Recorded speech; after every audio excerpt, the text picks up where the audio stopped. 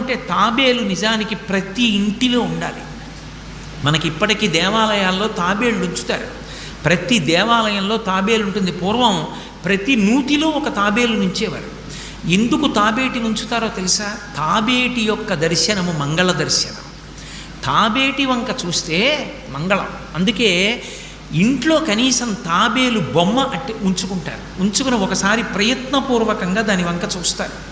ఎందుకు తాబేలు ఇంట్లో ఉంచుకోవాలి అంటే దాంట్లో ఒక రహస్యం ఉంది. దీక్ష అని ఒక మాట. దీక్ష అన్న మాట దేనికి అన్వయం అవుతుంది అంటే యజ్ఞానికి అన్వయం అవుతుంది. యజ్ఞం చేసేటటువంటి వాడు దీక్ష స్వీకరిస్తాడు.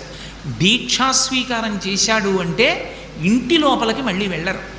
ఇక పూర్తయిన తర్వాతే ఇంట్లోకి వెడతారు. ఇల్లు విడిచిపెట్టి బయటికి వచ్చేసి దీక్షావస్త్రాలు కట్టుకొని మేళతాళాలతో యాగశాల ప్రవేశం చేస్తారు. ఇక ఎప్పుడు మళ్ళీ ఇంటికి వెళ్ళడం? ఆ యాగం